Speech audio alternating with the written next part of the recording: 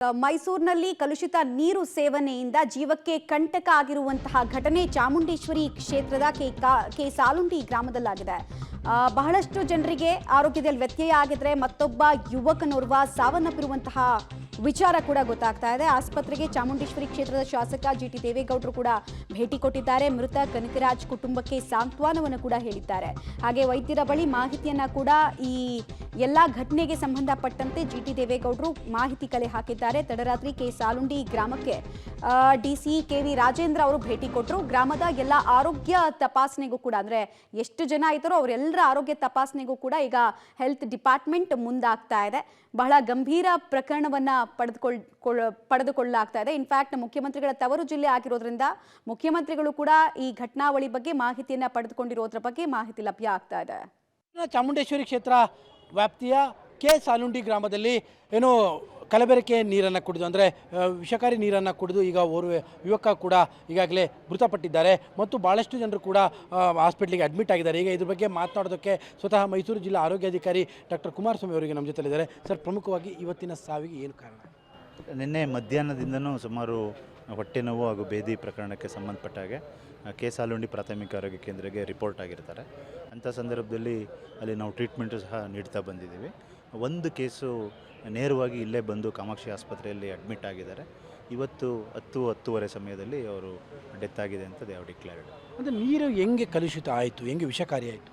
ಇಲ್ಲ, ಅದ್ರ ಬಗ್ಗೆ ನಾವು ಇನ್ನೂ ಸ್ಯಾಂಪಲ್ಸ್ನೆಲ್ಲ ನಾನು ಕಲೆಕ್ಟ್ ಮಾಡಿದ್ದೀವಿ. ನಾವು HTS ಮೀಡಿಯಾದಲ್ಲಿ ಕಲೆಕ್ಟ್ ಮಾಡಿ ನಮ್ಮ ಡಿಸ್ಟ್ರಿಕ್ಟ್ ಲ್ಯಾಬಿಗೆ ಸಬ್ಮಿಟ್ ಮಾಡಿದ್ದೀವಿ.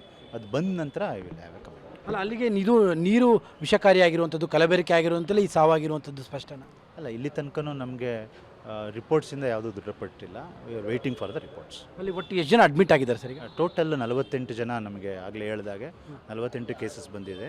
3 ಜನ ಮಾತ್ರ ದೇವರ್ ಬಿಟ್ ಸೀರಿಯಸ್. ಅವ್ರು 3 ಜನನೂ ನೇರವಾಗಿ ಬೆಳಗಿನ ಜಾವ ಬಂದ್ಬಿಟ್ಟು ಪ್ರೈವೇಟ್ ಹಾಸ್ಪಿಟಲ್ಸ್ಗೆ ಅಡ್ಮಿಟ್ ಆಗಿದ್ದಾರೆ.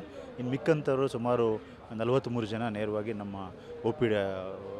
ನಮ್ಮ ಸಾರ್ವಜನಿಕ ಆಸ್ಪತ್ರೆಗಳಿಗೆ ಬಂದಿರ್ತಾರೆ. ಅವರಿಗೆ ಅಲ್ಲಿ IPD ಬೇಸಿಸ್ ಮೇಲೆ ಟ್ರೀಟ್ಮೆಂಟ್ ಮಾಡಿ ಮಾನ್ಯ DC ಅವರ ನಿರ್ದೇಶನದಂತೆ ಈಗ ಆಲ್ರೆಡಿ ಸುಮಾರು 25 ಬೆಡ್ ರಿಸರ್ವನ್ನು ನಾವು ಜಿಲ್ಲಾ ಆಸ್ಪತ್ರೆಯಲ್ಲಿ ಮತ್ತು 25 ಬೆಡ್ ರಿಸರ್ವ್ನ KR ಹಾಸ್ಪಿಟಲಲ್ಲಿ ಮಾಡ್ಕೊಂಡಿದ್ದೀವಿ. ಈಗಾಗಲೇ ಆ ಕಲುಷಿತ ನೀರಿನ ಸ್ಯಾಂಪಲ್ ಅನ್ನ ಕಲೆಕ್ಟ್ ಮಾಡಲಾಗಿರೋದ್ರ ಬಗ್ಗೆ ಹಾಗೂ ಲ್ಯಾಬ್ ರಿಪೋರ್ಟ್ ಬರೋದ್ರ ಬಗ್ಗೆ ಮಾಹಿತಿ ಕೊಡ್ತಾ ಇದ್ರು. ಜೊತೆಗೆ ಹೇಗಾಗಿದೆ, ಯಾಕಾಗಿದೆ ಅನ್ನೋದರ ತೀವ್ರ ತನಿಖೆಯನ್ನ ನಾವು ಕೂಡ ಮಾಡ್ತಾ ಇದ್ದೀವಿ ಅಂತ ಹೇಳಿದ್ರು. ಅದೇನೇ ಇರಲಿ, ಕೆ ಸಾಲುಂಡಿ ಗ್ರಾಮದಲ್ಲಿ ಜನರಿಗೆ ಕಲುಷಿತ ನೀರು ತಮ್ಮ ಜೀವಕ್ಕೆ ಕುತ್ತು ತಂದಿದೆ. ಚಾಮುಂಡೇಶ್ವರಿ ಕ್ಷೇತ್ರ ವ್ಯಾಪ್ತಿಯ ಕೆ ಸಾಲುಂಡಿ ಗ್ರಾಮದಲ್ಲಿ ಕಲುಷಿತ ನೀರನ್ನು ಕುಡಿದು ಈಗ ಓರ್ವ ಯುವಕ ಮೃತಪಟ್ಟಿದ್ದಾನೆ. 50ಕ್ಕೂ ಹೆಚ್ಚು ಜನರು ಈಗಾಗಲೇ ಆಸ್ಪತ್ರೆಯಲ್ಲಿ ಅಡ್ಮಿಟ್ ಆಗಿದ್ದಾರೆ. 3 ಜನರ ಸ್ಥಿತಿ ಗಂಭೀರವಾಗಿದೆ. ಈಗ ಇದ್ರ ಬಗ್ಗೆ ಮಾತನಾಡೋದಕ್ಕೆ ಆ ಭಾಗದ ಶಾಸಕರು ಜೊತೆಗೆ ಮಾಜಿ ಸಚಿವರಾಗಿರುವಂಥ GT ದೇವೇಗೌಡರು ಇದ್ದಾರೆ. ಸರ್, ಮೈಸೂರು ಜಿಲ್ಲೆಯಂಥ ಊರಿನಲ್ಲಿ ಈ ರೀತಿಯಾಗಿ ಕಲುಷಿತ ನೀರು ಕುಡಿದು ಒಬ್ಬ ಯುವಕ ಸತ್ತೋಗ್ತಾನೆ ಅನ್ನುವಂಥದ್ದು ನಿಜಕ್ಕೂ ಕೂಡ ಬೇಸರ. ಮತ್ತು ಪರಿಸ್ಥಿತಿ ಯಾವ ರೀತಿಯಾಗಿದೆ ಈ ಊರಿನಲ್ಲಿ? ನಾನು ಭಾಳ ಸಾರಿ ವಿಧಾನಸಭೆಯಲ್ಲೂ ಮಾತಾಡಿದ್ದೀನಿ, ಹಲವಾರು ಬಾರಿ. ನಗರಾಭಿವೃದ್ಧಿ ಪ್ರಾಧಿಕಾರದಲ್ಲಂತೂ ಪ್ರತಿ ಮೀಟಿಂಗಲ್ಲೂ ಕೂಡ ಗಲಾಟೆ ಮಾಡ್ತಾಯಿದ್ದೀವಿ. ಆ್ಯಕ್ಷನ್ ಪ್ಲ್ಯಾನನ್ನು 3 ವರ್ಷ ಅಪ್ರೂವ್ ಮಾಡಿದ್ದೀವಿ. ನೀವೇನು ಇಲ್ಲದೆ ಇದ್ದರೂ ಯಾವ UGD ಅರ್ಧಂಬರ್ಧ ಆಗಿದೆ ಅವನ್ನು ಸಂಪೂರ್ಣ ಕಂಪ್ಲೀಟ್ ಮಾಡಿ ಅಂತಕ್ಕಂಥ ಒತ್ತಾಯ ಮಾಡಿದ್ದೀವಿ, ತೀರ್ಮಾನ ಮಾಡಿದ್ದೀವಿ. ಅವರು ನಿಧಿ 1, ನಿಧಿ 2 ಇದೆ. ನಿಧಿ 1 ಹಣನ ಅಭಿವೃದ್ಧಿ ಬಳಕೆ ಮಾಡೋಕ್ಕಾಗಲ್ಲ, ನಿಧಿ 2 ಹಣ ಇಲ್ಲ ಸಂಬಳಕ್ಕೆ ಅಂತಕ್ಕಂಥ ಉತ್ತರ ಹೇಳ್ಕೊಂಡು ಬರ್ತಾನೆ ಇದ್ದಾರೆ ಹೊರತು ಎಷ್ಟೇ ಈ ಕಾಂಟ್ರಾಕ್ಟ್ಗಳು ಯಾವನೊಬ್ಬ ತಗೋತಾನೆ, ಅವನು ಬಂದ್ ಮಾಡಲ್ಲ, ಅವ್ನು ಬ್ಲ್ಯಾಕ್ ಲಿಸ್ಟ್ಗೆ ಹಾಕಲ್ಲ, ಅವನ ಮೇಲೆ ಕ್ರಮ ತಗೊಳ್ಳಲ್ಲ. ಇದರಿಂದ ಈ ರೀತಿ ತೊಂದರೆಗಳು, ಅನಾಹುತಗಳಾಗ್ತಾಯಿದೆ. ವಾಟರ್ ಟ್ಯಾಂಕಿಗೆ ಕಲುಷಿತ ನೀರೊಂದು ಯಾವುದು ಡ್ರೈನೇಜ್ ವಾಟರ್ ಸೇರಿರೋದು? ಡ್ರೈನೇಜು ವಾಟ್ರು ಬೋರ್ವೆಲ್ ಇದೆ. ಬೋರ್ವೆಲ್ಲನ್ನು ಟ್ಯಾಂಕ್ ಕಟ್ಟಿ ನೀರು ಸಪ್ಲೈ ಮಾಡ್ತಾಯಿದ್ವಿ.